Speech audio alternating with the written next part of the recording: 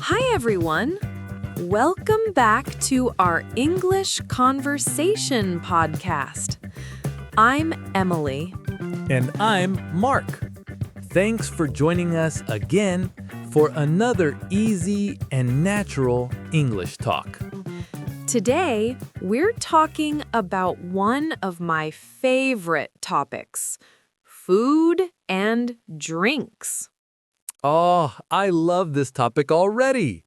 Everyone loves talking about food. Yes, food connects people. It reminds us of home, family, and special moments. That's true.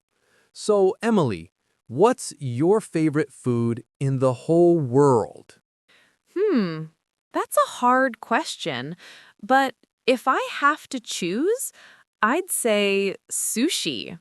I love how fresh and simple it is. Ah, sushi. Good choice. What's your favorite kind? I love salmon rolls. They're light, a little sweet, and they remind me of my first trip to Japan. Oh, really? You had sushi there? Yes. I ate it at a small local restaurant in Tokyo. The chef made it right in front of me. It was so fresh. I could taste the ocean. Wow, now you're making me hungry already. What about you, Mark? What's your favorite food? I think mine would be pasta. I could eat pasta every day and never get bored. That's a classic. Do you like spaghetti or something else? I like creamy pasta, like carbonara. It's rich, but not too heavy if you make it just right. Oh, carbonara. Do you cook it yourself? Sometimes, but my first try was a disaster. I burned the sauce. The kitchen smelled terrible for 2 days. Oh, no. But that's how we learn, right? Exactly. Now I'm much better. Cooking has become one of my weekend hobbies. That's nice. Cooking can be relaxing and rewarding. Do you like cooking too, Emily? Yes, I do. I love baking cakes and cookies. When I bake, the whole house smells sweet and warm. That sounds amazing. What's your favorite cake to bake? Chocolate cake. It's simple but full of happiness. I agree. Chocolate makes everything better. Do you have any favorite drinks that go with your food? I love coffee. I drink it every morning. It's my little ritual before I start work. Same here. I can't start my day without coffee. But sometimes I switch to green tea in the afternoon. That's a good balance. A little caffeine, then something calm and healthy later. Exactly. Oh, and I love smoothies too, especially banana and strawberry. Smoothies are great. They're like dessert and breakfast in one. Yes, and you can make them healthy. I add yogurt, honey, and sometimes chia seeds. Wow, that sounds professional. I usually just throw fruits in a blender and hope for the best. That's fine too. Sometimes simple tastes best. You know, food memories are also emotional memories. Certain tastes remind you of people or places. Yes, like how the smell of pancakes reminds me of my childhood weekends. That's lovely. My grandma used to make soup every Sunday. When I cook soup now, I feel like she's still with me. That's beautiful, Mark. Food is more than just flavor. It's comfort and love. Exactly. I think that's why sharing meals brings people together. And that's why we love talking about it too. So, friends, what about you?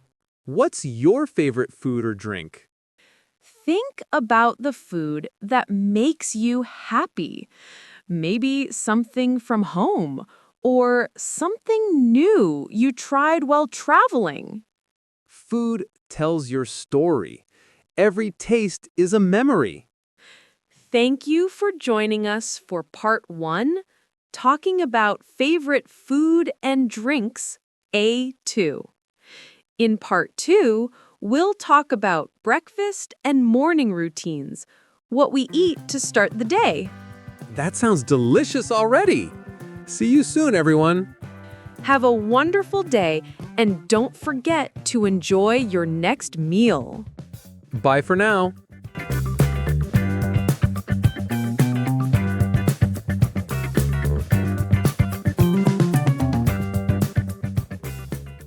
Hi, everyone. Welcome back to our Slow English Conversation podcast. I'm Emily. And I'm Mark. Thanks for joining us again for another cozy and natural English talk. In our last episode, we talked about favorite food and drinks. Today, we're going to talk about breakfast, the most important meal of the day. Breakfast. My favorite time to eat. It's when everything feels calm and new. I agree. Breakfast gives you energy and sets the mood for your whole day. So, Emily, what do you usually have for breakfast? Well, on weekdays, I keep it simple. Toast with peanut butter and a cup of coffee. Classic and delicious. Do you ever add fruit? Yes, sometimes a banana or strawberries. I like to make it colorful. That sounds nice. I usually eat oatmeal with milk and honey. It keeps me full for hours. Ooh, oatmeal. Do you cook it fresh every morning? Most days, yes, but sometimes I just pour milk and let it soak. The lazy version. That's still healthy. I think everyone needs a lazy breakfast sometimes. True. What about weekends? Do you make something special? Oh, yes. Pancakes. I love Sunday mornings when I have time to cook them slowly. I add blueberries and drizzle honey on top. That sounds amazing. I usually make eggs on weekends, scrambled with toast and maybe some orange juice. So we both celebrate weekends with food. Definitely. I think weekends taste better because we slow down and enjoy the moment. I love that. Weekends taste better. That's a great way to say it. Thank you. Do you eat breakfast alone or with your family? During the week, I eat alone before work, but on weekends, I have breakfast with my parents. We talk about our plans for the day and share stories. That's lovely. Sharing breakfast feels peaceful, like starting the day with love. Exactly. It's not just food, it's connection. Have you ever skipped breakfast? Yes, sometimes when I wake up late, but then I feel sleepy and hungry all morning. Same here. When I skip breakfast, I can't focus. Coffee helps a little, but not for long. Right. Coffee wakes your brain, but food feeds your energy. True. Speaking of coffee, how do you like yours? I like it smooth and light with a little milk. I love the smell. It makes my morning feel alive. Yes, that first sip of coffee feels like magic. It really does. What about tea? Do you drink tea in the morning? Not always, but when I do, it's green tea. It's light and refreshing. Perfect after breakfast. I like chamomile tea in the evening, but green tea in the morning feels healthy and fresh. Do you have any childhood breakfast memories? Yes. When I was little, my mom used to make warm porridge with cinnamon. I didn't like it at first, but now I miss it so much. I know that feeling. My dad used to fry eggs with tomatoes. That smell always meant morning at home. Isn't it amazing how smells can bring memories back so clearly? Yes. Breakfast is full of feelings, comfort, love, and care. That's why I love making breakfast for friends when they visit. It feels like sharing happiness. That's wonderful. I like cooking breakfast for others too. I once made pancakes for my cousins, but I accidentally added salt instead of sugar. Oh no, how did that go? They made funny faces, but still ate them. It became a family joke. Now they always ask, are the pancakes safe this time? That's adorable. Sometimes mistakes make the best memories. So true. Food connects us not just through flavor, but through laughter and love. Yes. Even a simple breakfast can feel special when it's shared. Exactly. I think breakfast reminds us to slow down, to breathe, to taste, to enjoy the start of a new day. That's such a beautiful thought. Thank you. So, to everyone listening, what's your favorite breakfast? Maybe think about what you eat in the morning. Does it make you happy? Does it remind you of someone special? Whatever it is, enjoy it slowly tomorrow morning. Make it a peaceful moment. Thank you for joining us for part 2, breakfast and morning routines, starting the day right. In part 3, we'll talk about lunch breaks and favorite midday meals. That sounds delicious. See you soon, everyone. Have a bright morning and a beautiful day. Bye for now.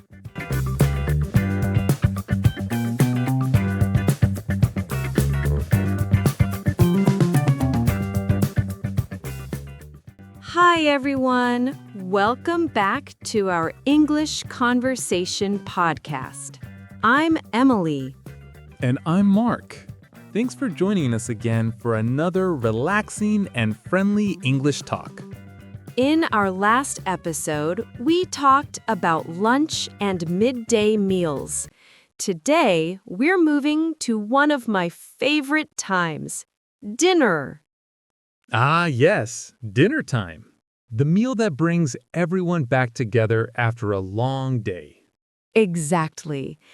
Dinner feels cozy. It's not just about eating. It's about slowing down and connecting. So, Emily, what's dinner like for you at home? Well, during the week, I usually cook something light, maybe grilled fish with rice and vegetables. That sounds healthy and delicious. Do you cook every night?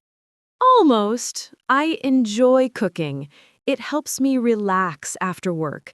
I turn on some music and just enjoy the moment. That's nice.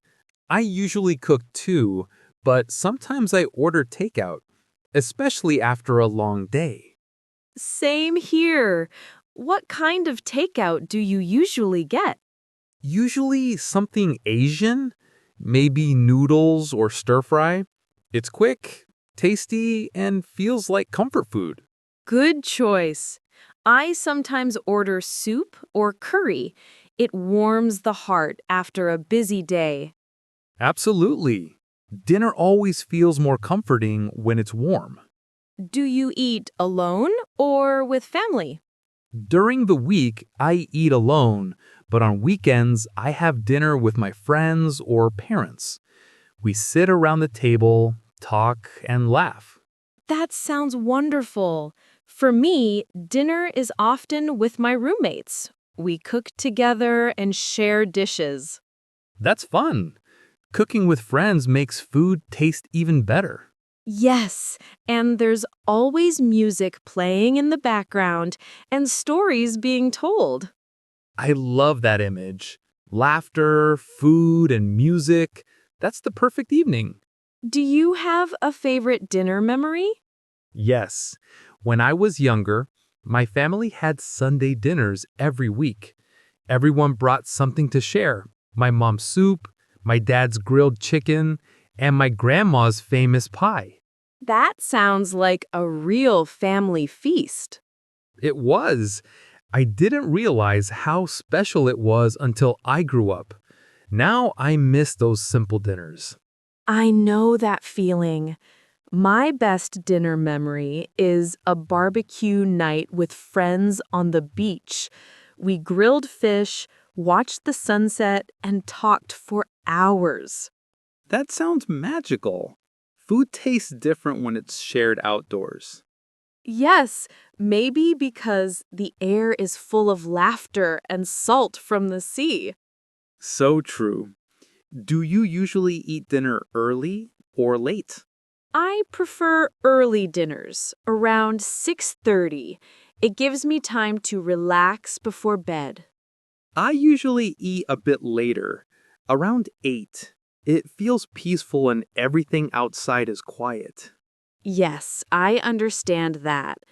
Dinner at night can feel like a little ceremony, calm, quiet, and full of gratitude. That's a beautiful way to say it. Thank you. Do you drink anything with dinner? Mostly water or green tea, sometimes a little juice, depending on the meal. I like herbal tea after dinner. It helps me unwind. That's a lovely idea. What's your favorite evening tea? Chamomile, definitely. It feels warm and soft, like a good night hug. That's sweet.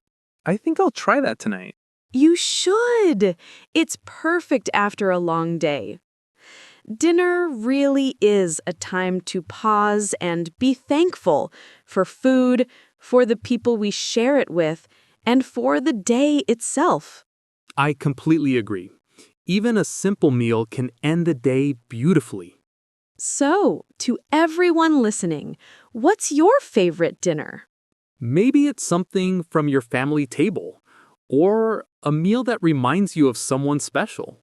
Whatever it is, take a moment tonight to enjoy it slowly, with peace and gratitude. Thank you for joining us for Part 4, Dinner Time, Family Meals and Evening Comforts. In Part 5, we'll talk about snacks and late night cravings, those little bites we love before bed. That sounds fun already. See you soon, everyone. Have a warm evening and a peaceful night. Bye for now.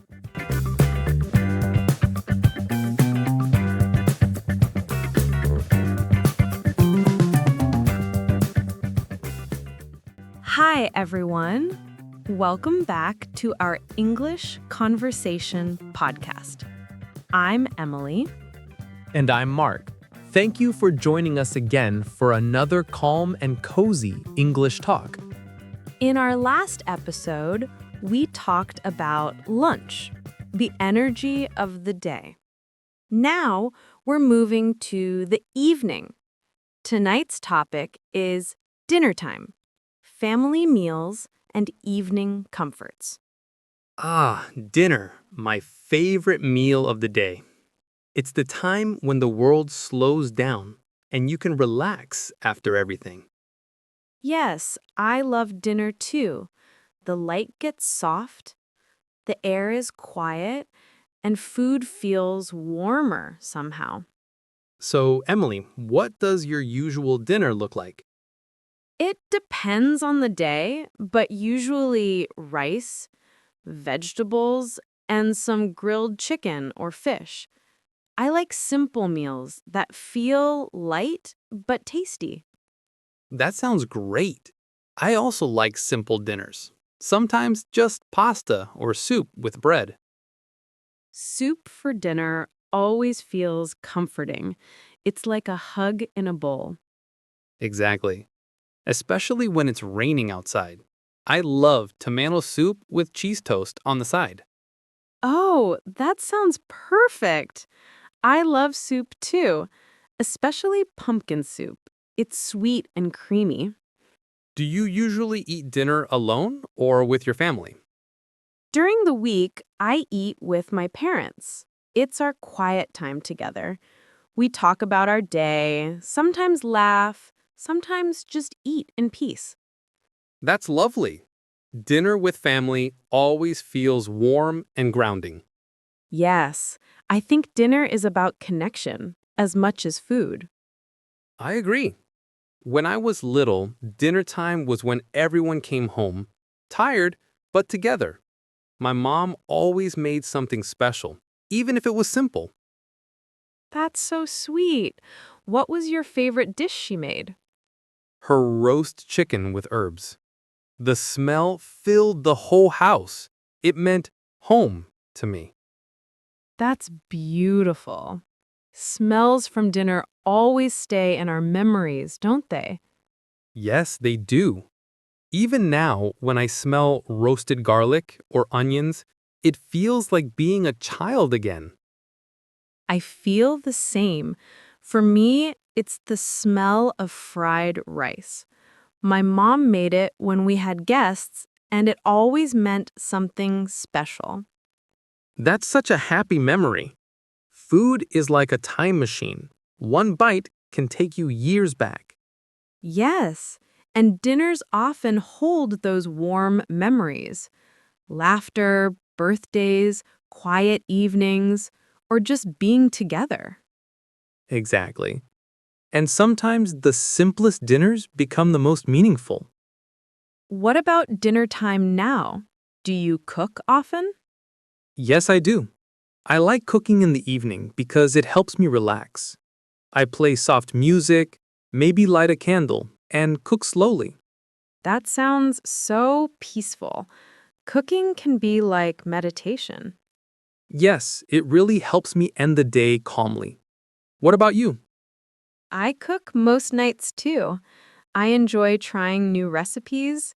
Last week, I made vegetable curry for the first time. It turned out really good. Oh, nice. Curry is one of my favorites. Do you like it spicy? Medium spicy. Enough to feel warm, but not enough to make me cry. Fair enough. I once made curry too spicy and my mouth was on fire for 20 minutes. Oh no! Did you still eat it?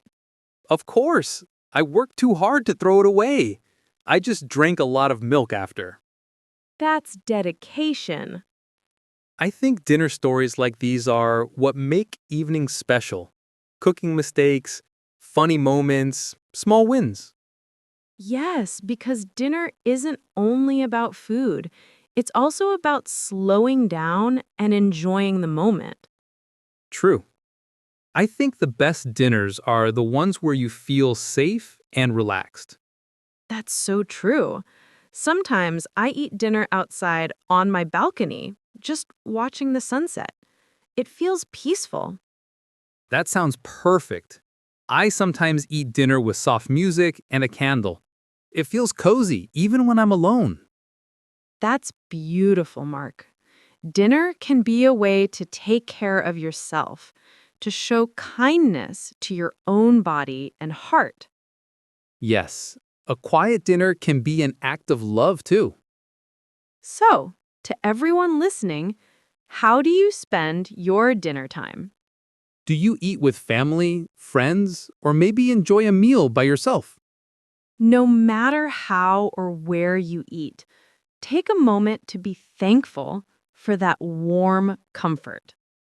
Because every dinner is a small celebration of life, one meal, one moment at a time. Thank you for joining us for Part 4, Dinner Time, Family Meals and Evening Comforts. In Part 5, we'll talk about snacks and treats, the joy of little bites. Oh, that sounds fun. I can't wait to talk about sweets. See you soon, everyone. Have a cozy evening and enjoy your dinner.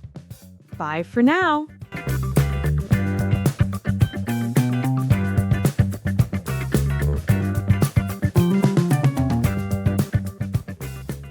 Hi, everyone.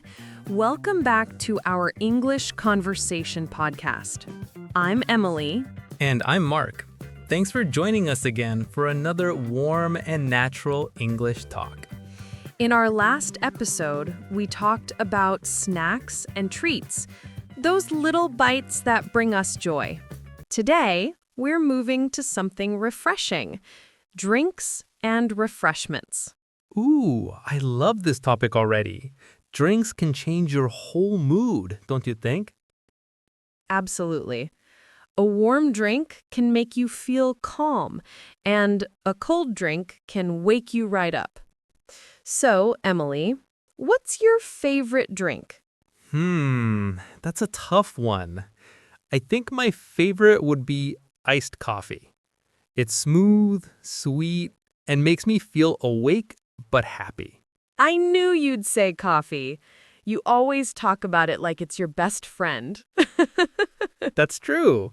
Coffee and I have a long relationship. What about you, Mark?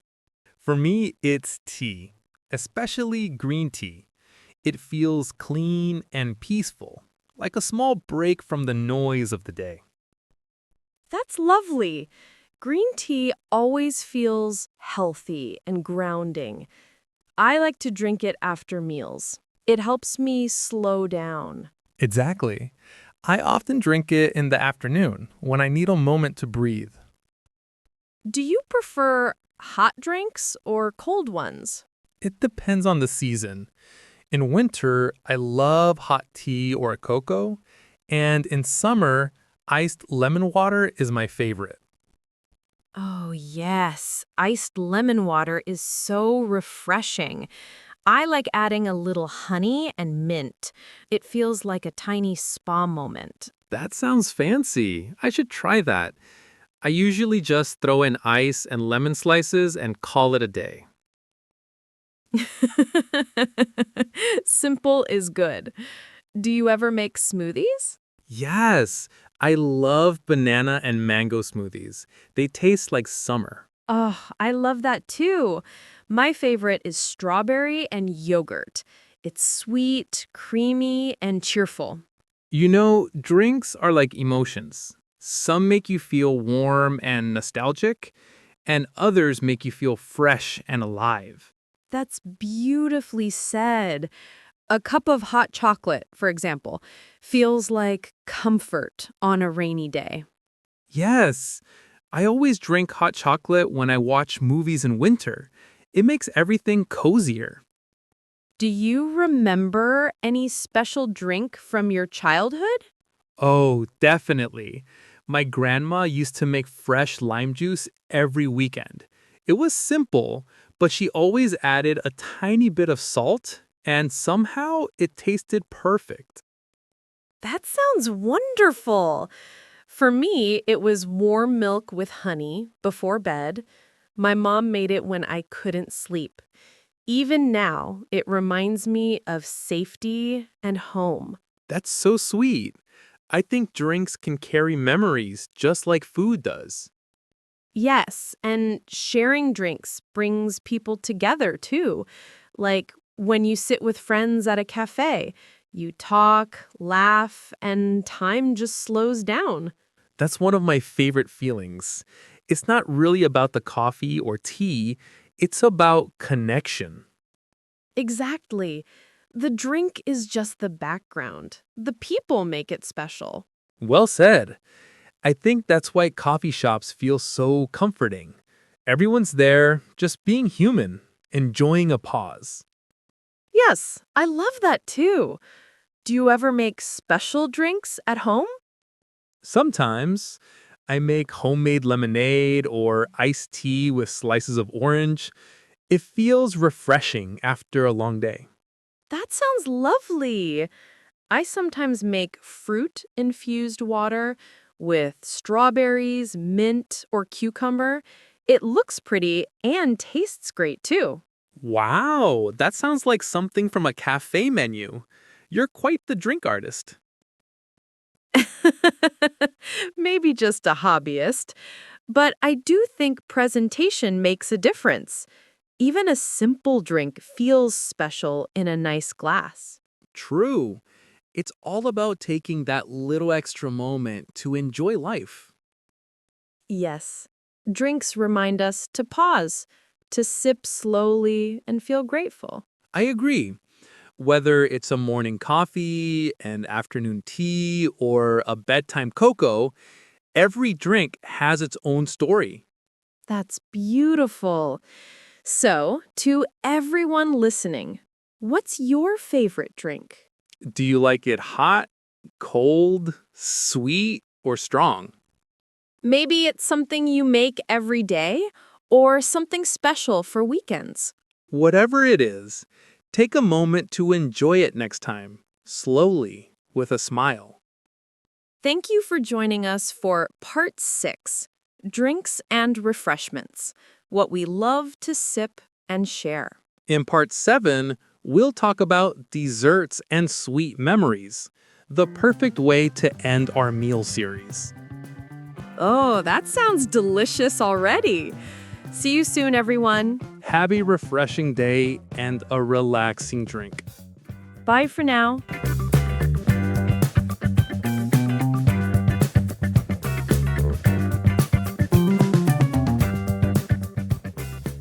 Hi, everyone.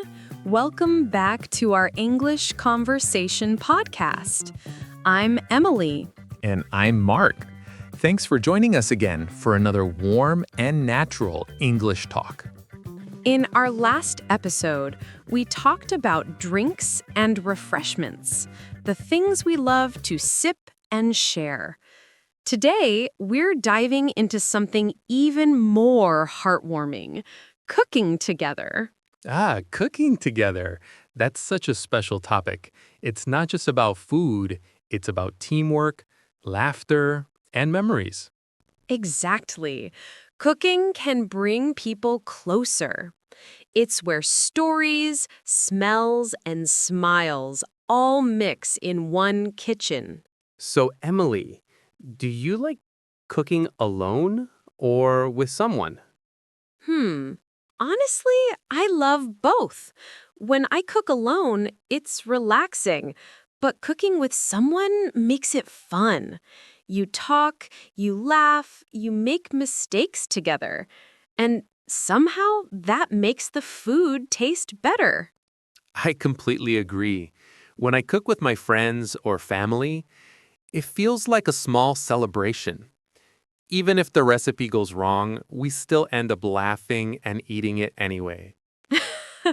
Exactly. Once, my friend and I tried baking a cake, but we forgot the sugar. It looked perfect, but it tasted like bread. Oh no, what did you do? We just covered it with chocolate sauce and pretended it was healthy. It actually wasn't bad. That's hilarious. I had a similar experience once. I was making spaghetti with my cousin, and we accidentally dropped the pasta on the floor. We had to start all over again. Oh no! But that's the beauty of it, right? Mistakes turn into funny stories. Exactly. Cooking together teaches you patience, teamwork, and creativity. Yes, and sometimes it also teaches you humility, like when someone's dish turns out better than yours.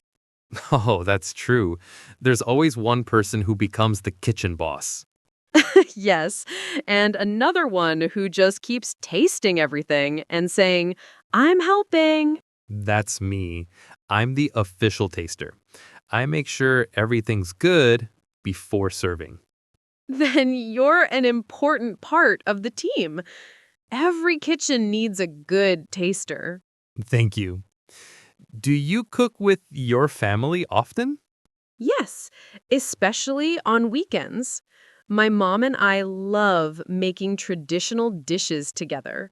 We talk, chop vegetables, and tell stories while cooking. It's our little bonding time. That sounds so lovely. For me, cooking with my dad is always fun. He's very serious about recipes, but I like to experiment. So we end up arguing playfully about salt or spice. That's adorable. Family cooking moments are full of small emotions, laughter, learning, sometimes even competition. Yes, and at the end, everyone gathers to eat what they made. That moment feels so warm, like sharing effort and love on one plate. That's beautiful, Mark. Cooking really connects people no matter where they're from. So true. Even when traveling, joining a local cooking class or helping someone in their kitchen feels like a window into their culture.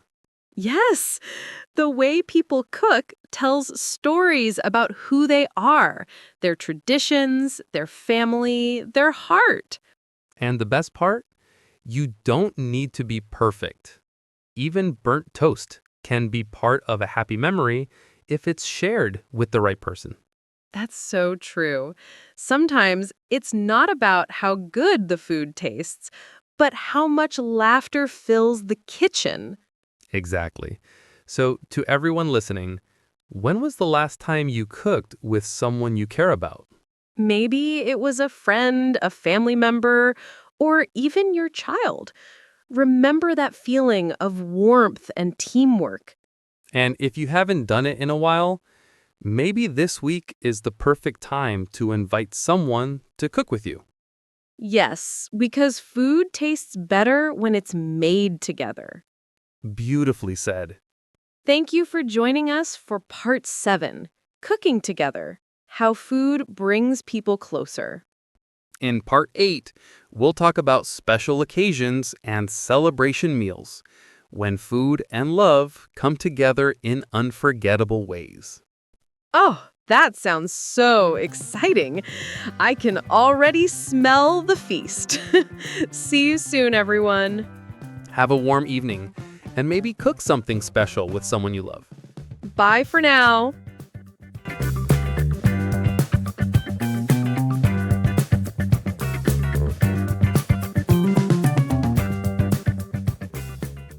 Hi, everyone.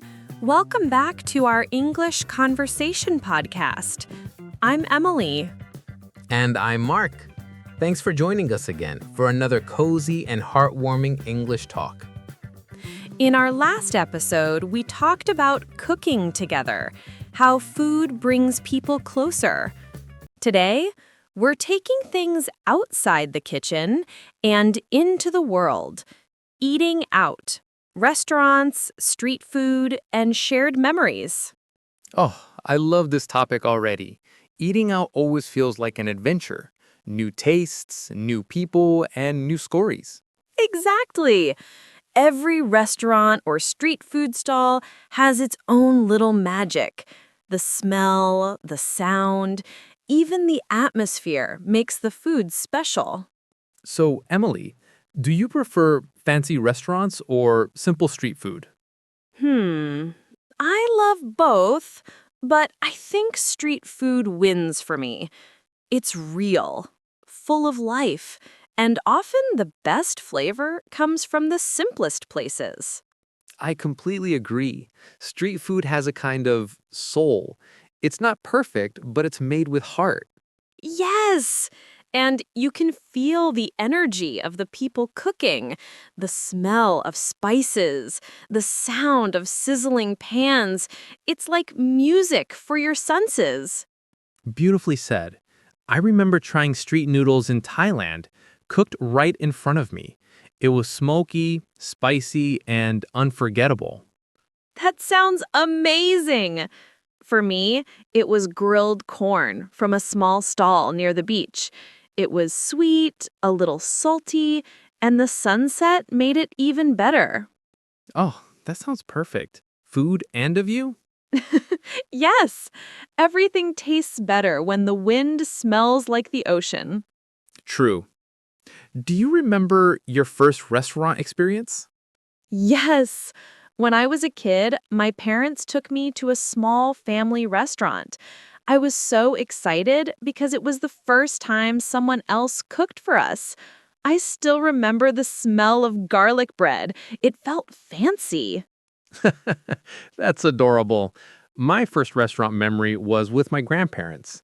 We ordered soup and I spilled it all over the table. I was so embarrassed, but they just laughed and said, "Now it's a real memory." That's so sweet. Sometimes small accidents make the best stories. Exactly. Eating out isn't just about food, it's about the moments shared around the table. So true. Whether it's a simple cafe or a fancy place, what matters most is who you're with. Absolutely. I think that's why people love restaurants. They're full of voices, laughter, and connection. And street food, too. You can meet strangers, talk, laugh, and share a moment, even if you don't know each other's names. That's so true. Food breaks walls between people. Have you ever had an unforgettable meal while traveling? Yes. In Vietnam, I had a bowl of pho at a tiny street stall at 6 a.m. Locals sat beside me, steam rising from their bowls, everyone quiet and peaceful. It was pure magic. Wow, I can picture that. My unforgettable meal was in Japan. Sushi at a small counter restaurant. The chef made each piece right in front of me, and I could taste the care in every bite. That sounds beautiful. It's amazing how food connects us across cultures. Yes, you don't need to speak the same language to share a meal. The smile and the food say it all. Exactly. Even in busy cities, when people sit down to eat together, time slows down. I love that. Food brings peace, even in the middle of noise and chaos. Do you like eating alone at restaurants sometimes? Actually, yes. I think it's peaceful. I bring a book or just watch people around me, couples laughing, friends chatting. It feels alive. I like that too. I think eating alone helps you notice the details, the taste, the smell, the sound of the place. Exactly. It's a quiet way of being part of the world. And then there are those special dinners with friends, full of noise, jokes, and long talks that go late into the night. Yes, those are the best. Sometimes you don't even remember the food, just the laughter. That's true. The best meals are never just about what's on the plate. They're about who's sitting beside you. Beautifully said, Mark. Food shared is love shared.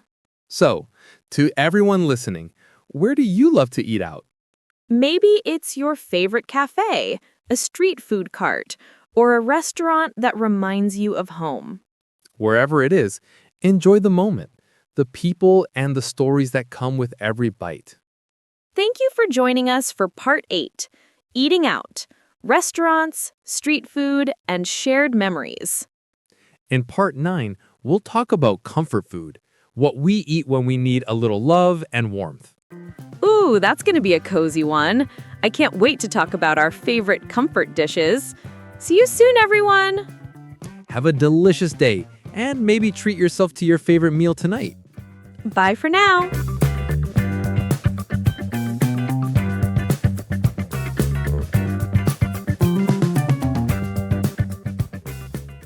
Hi, everyone. Welcome back to our English Conversation podcast. I'm Emily. And I'm Mark. Thanks for joining us again for another cozy and heartwarming English talk. In our last episode, we talked about eating out, restaurants, street food, and all those shared memories around the table. Today, we're going to talk about something sweet, favorite desserts and sweet memories. Ah, desserts, the best part of every meal.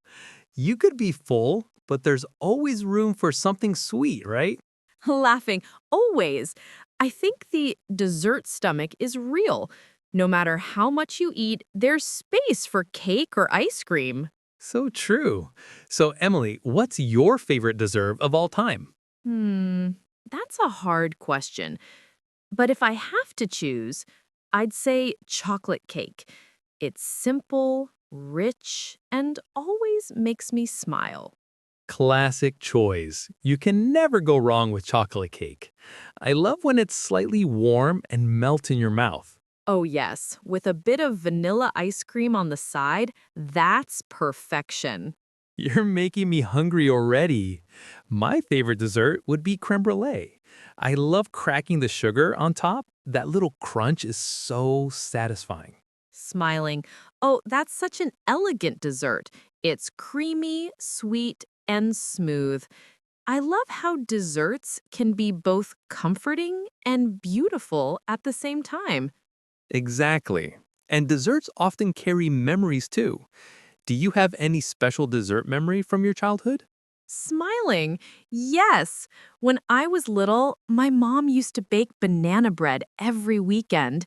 The smell would fill the house, and I'd wait by the oven for it to cool. To this day, banana bread reminds me of family and home. That's lovely. For me, it was ice cream. My dad used to take me for ice cream after school if I got good grades. We'd sit on a bench, just talking and enjoying the sunset. I still remember those quiet, happy moments. That's so sweet, Mark. Literally and emotionally. Ice cream always tastes better when it's shared. Yes, and I think that's why desserts are so powerful. They're not just sugar, they're joy, comfort, and nostalgia all in one bite. Exactly. Even now, when I have a bad day, I treat myself to something sweet, like a slice of cake or a cup of pudding. It feels like a small hug for the soul. I do that too. Sometimes a cookie and a cup of tea can change your whole mood. True. I call it emergency happiness. I love that. Emergency happiness. I'm going to use that phrase next time I eat a donut at midnight. Perfect. Midnight snacks are the best desserts. Quiet, secret, and so satisfying. Totally agree. Do you like making desserts yourself? Yes, I do. I love baking cookies and cakes. It's relaxing, mixing, decorating, and then sharing them with friends. What about you? I like making simple things like fruit parfaits or homemade ice cream. I once tried baking, but I accidentally used salt instead of sugar. It was interesting. Oh no. Did anyone eat it? Laughing, my sister did. She said, "It's interesting." I took that as a kind lie. That's hilarious. But see, even baking mistakes turn into sweet stories. True, food brings laughter even when it doesn't go as planned. Yes, and desserts, especially, are made to bring smiles. No one frowns while eating a cupcake. So true. I think that's why people celebrate with desserts. Birthdays, weddings, even small successes. It's like saying, life is sweet. Exactly. Desserts remind us to celebrate the small things, to enjoy the sweetness in everyday life. I love that thought. So, to everyone listening, what's your favorite dessert? Maybe it's something homemade, like grandma's pie, or something from your favorite bakery. Or maybe it's just a simple scoop of ice cream that makes your day brighter. Whatever it is, take a moment to enjoy it slowly, one sweet bite at a time. Because life is short, but dessert makes it beautiful. Thank you for joining us for Part 9, Favorite Desserts and Sweet Memories. In Part 10, we'll talk about sharing food with others, how meals can connect hearts and create lasting friendships. Oh, that sounds lovely. I can't wait to talk about that. See you soon, everyone. Have a sweet day and maybe treat yourself to something delicious. Bye for now.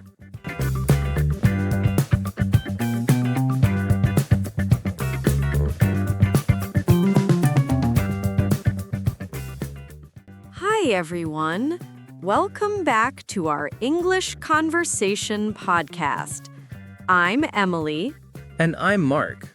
Thanks for joining us again for another warm and thoughtful English talk. In our last episode, we talked about desserts, all those sweet memories that make life a little softer. Today, we're wrapping up this series with a beautiful topic: food, culture, and the meaning of sharing. That's a wonderful way to end. Food and culture are so deeply connected. Every meal tells a story. Exactly. When we share food, we share who we are, our history, our traditions, our love. So true. I think that's what makes food so universal. No matter where we come from, we all eat, we all share, and we all celebrate through food. That's right. Even simple dishes carry culture.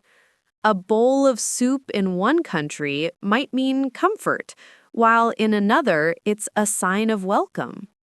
I love that. When I travel, I always try local food, not just to taste it, but to understand the people. Me too. Eating local food feels like shaking hands with a culture. It's a warm introduction. Well said, Emily. Do you remember a dish that made you feel connected to another culture? Yes, I do. I once tried couscous in Morocco. The family who invited me cooked it in a big pot, and everyone sat together, eating from the same dish. It was more than food, it was community. That's beautiful. I had a similar experience in Japan. I joined the family for a hot pot dinner. Everyone cooked small pieces of food together in one pot. It was cozy and full of laughter. I love that. When people eat from the same dish, it feels like their hearts connect. Exactly. Sharing food is really sharing kindness. You don't need words. Just passing a bowl says, "You're welcome here." That's true. Even in my own family, when guests come, we always serve food first. It's our way of saying, we care about you. Same here. My mom always said, "A table is only complete when it's shared." That's such a beautiful saying. And I think that's why celebrations always include food. Weddings, holidays, birthdays, they all bring people together around a meal. Yes, and even in sad times, food brings comfort. A neighbor dropping off soup, a friend bringing coffee. It's love expressed through simple actions. That's so true. Food has a way of saying what words can't. Do you think food can also build bridges between cultures? Definitely. When people share food from different countries, they learn from each other. It breaks barriers and builds understanding. I agree. A shared table is the most peaceful place in the world. Everyone's equal there, just hungry, happy, and connected. That's beautifully said, Mark. And I think that's why people love potlucks. Everyone brings something from their home, and it becomes one big, colorful table of cultures. Yes. Every dish tells a story of where it came from and who made it. And the stories stay, even after the plates are empty. Exactly. You know, I think the world would be a kinder place if more people shared meals together. I believe that too. Food has no borders. It's the language of care. Yes. And when you share food, you share a piece of yourself, your time, your effort, and your heart. So, to everyone listening, when was the last time you shared a meal with someone you care about? Maybe it was family, a friend, a neighbor, or even a new acquaintance. Whoever it was, remember that moment because sharing food is sharing love. Yes. And maybe this week you can cook or buy something simple and share it with someone. It doesn't have to be fancy. Even a cup of tea can bring people closer. That's true. The smallest meal can create the biggest memory. That's true. Thank you for joining us for Part 10, Food, Culture, and the Meaning of Sharing. This has been a beautiful journey. from breakfast to desserts and everything in between. Yes, and through every meal, we've learned one thing. Food connects hearts. Absolutely. So, wherever you are, take time to enjoy your next meal, not just with your mouth, but with your heart. Thank you for listening, everyone. Have a peaceful day filled with good food and good company. Bye for now.